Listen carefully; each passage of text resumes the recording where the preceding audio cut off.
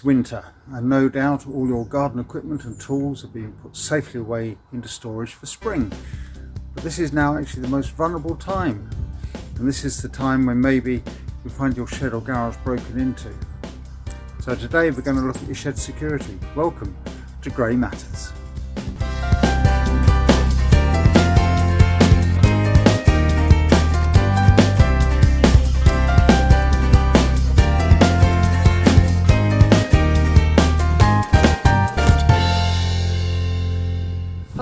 And welcome to this sunny but cold January morning, and welcome to Grey Matters.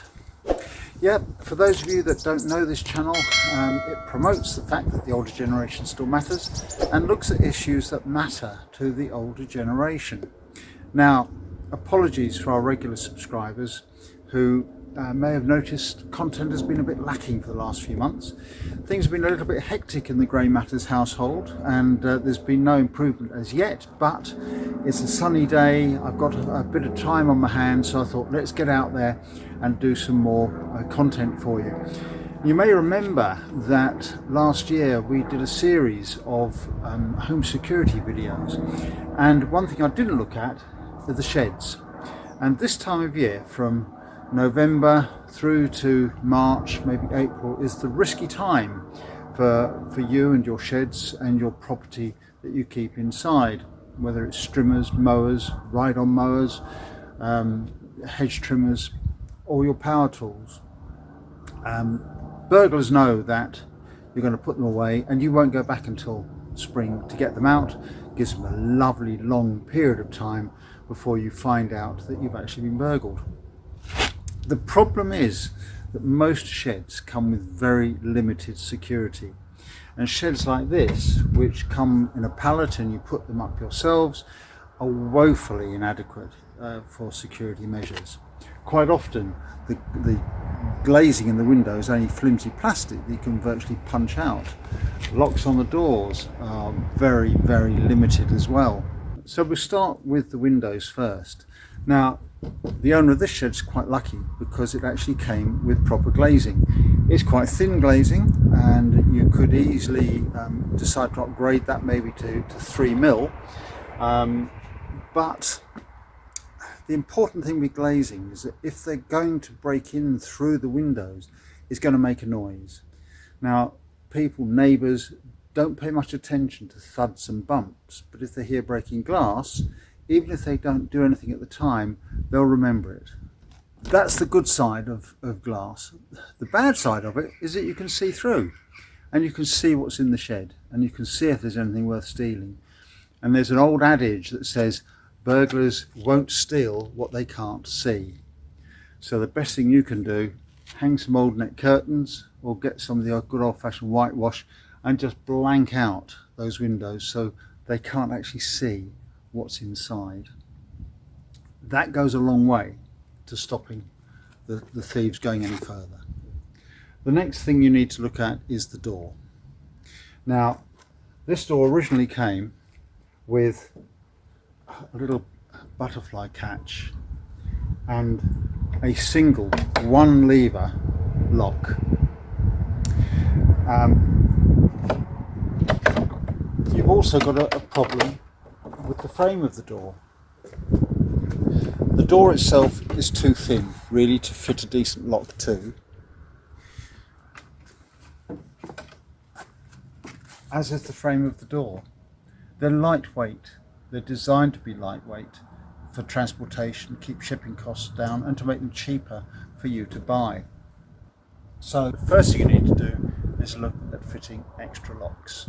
You'll notice that this one has got what they call a block lock, and that works quite easily by inserting that piece and locking it in place. And how it works,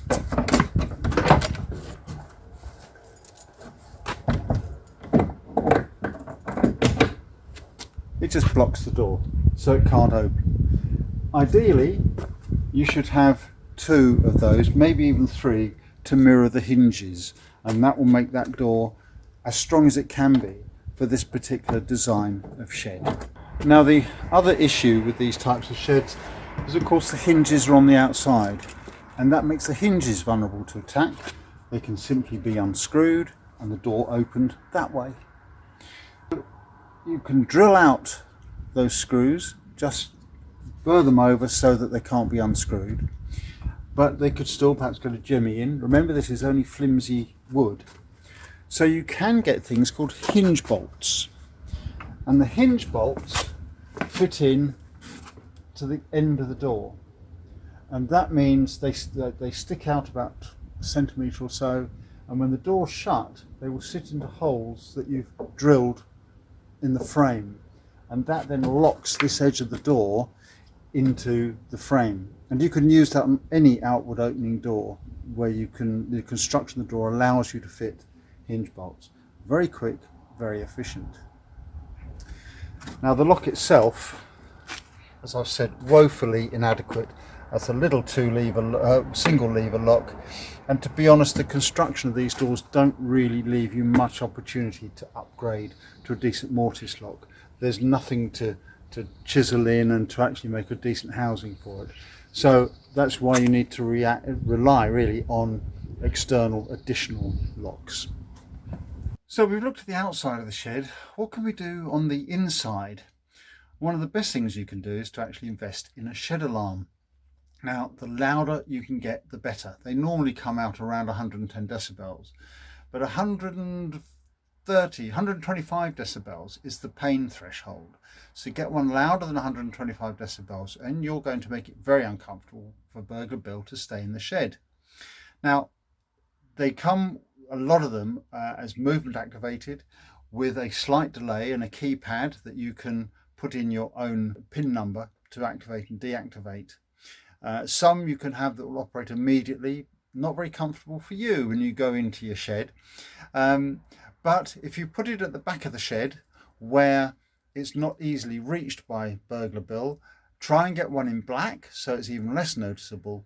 And in an enclosed space like this, he won't be able to stay and spend his time finding what he wants to steal. He'll have to leave.